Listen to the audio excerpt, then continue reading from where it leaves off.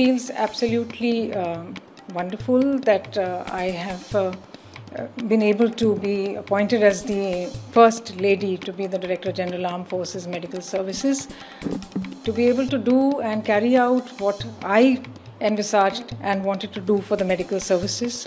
I thank the government for this opportunity that they have given me, and it has been a long journey for me.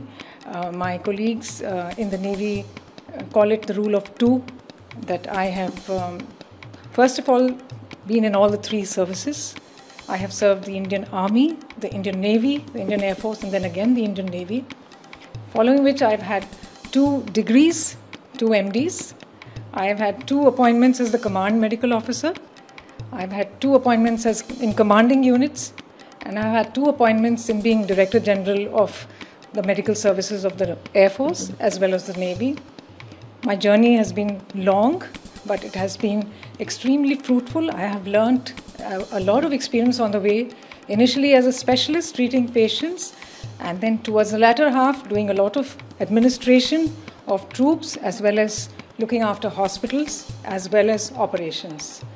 And at every level, I have tried to raise the bar to reach whatever I have at the moment, what everybody is saying is the pinnacle of one's career in the Armed Forces Medical Services. I am responsible to the Ministry of Defense in terms of policies that I set out in terms of medical care provided to the armed forces, in terms of personnel and their dependents, both in war and peace. My first priority would be to stabilize what has already been put down by my predecessors, to take forward what they have put down by providing what is now in the world a holistic medical care, where I would like to give them primary health care, promotive health care, preventive health care, secondary and tertiary health care, in whatever way and however way it is applicable to the places where they are posted, whether it's in peace or whether it's in war. I would also pay attention to the health care of veterans, which is another very important aspect of looking after them. I would also look at aligning myself with the vision document that my directorate has prepared towards the Viksit Bharat 2047 program. I will look at digitization, which is one of my primary focus areas, where I would like to digitize. I would like to amalgamate the communication between all the 3 forces, the Army, the Navy, and the Air Force, where all the 3 medical services could communicate with each other and produce the best results and the highest standards of medical care that can be provided to the armed forces medical personnel and their dependents. We all had our experiences in 20 and 21 regarding the pandemic.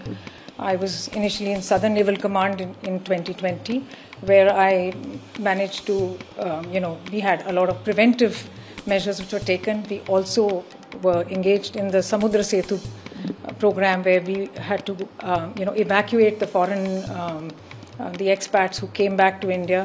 So we had a lot of experience with that. We wrote down our experiences, and now we've converted them into standard operating protocols, which we have, which we knew that for the future we may require them. Then in 21, when I became the commandant of INHS Ashwini, we dealt with the phase 2, which everybody knows how difficult it was for everybody. So we have many plans in place if there is a sudden onslaught of anything. We have preventive plans. We are following all the WHO guidelines and the guidelines issued by the Ministry of Health and Family Welfare. And I don't think we will have any issues in, whenever the situation arises. I have a long association with sailing. Of course, I'm a naval daughter and I'm a naval officer, though my interest in it came up much later. It started with looking after the doyen of sailing and circumnavigation, that is Admiral Avati. I used to look after him when he was admitted at INHS Ashwini, and this is in reference to the first Sagar Parikrama that happened, that Navika Sagar Parikrama, the first one, which happened in 2017. And every day I would know where the boat was and what issues that they had or challenges that they faced. He would share them with me, and I never knew that I would be connected with it in some way. I slowly started getting invited to talk at the functions where these girls, when they completed the circumnavigation, came. And after that, I was very pleasantly asked to volunteer to sail, to make a sail from Kochi to Lakshadweep in order to encourage more young lady officers to volunteer. So I sailed as in the rank of Rear Admiral for 3 days in a 6-man Indian naval sailing vessel called Bulbul from Cochin to Lakshadweep. And I think the girls, both Dilna and Rupa, say that they were encouraged by seeing me sail. And sure enough, in 21 September, they volunteered. They were trained for 3 years. My medical officers have trained them to even handle all medical emergencies on board in this sail of theirs, which is going to be 23,000 nautical miles over the next 7 to 8 months. I spoke to them yesterday too. I reassured them. I reassured their parents. They are all set and ready. And in fact, I have learnt a lot from them in terms of looking at people who can be so inspired to take up such a challenge, such adventure, with so much of physical and mental resilience. We have a lot to learn from them. And you sailed as a Rear Admiral? I sailed as a Rear Admiral. I would tell all the girls that the armed forces is a fantastic profession to take on. It is not only a profession, but it is a way of life. You learn discipline, you get an education, you learn how to behave, you learn how to work as a team. It becomes a really good way of life. It is a stable job with financial independence, a lot of teamwork, a huge family that comes to your support whenever you want, with healthcare.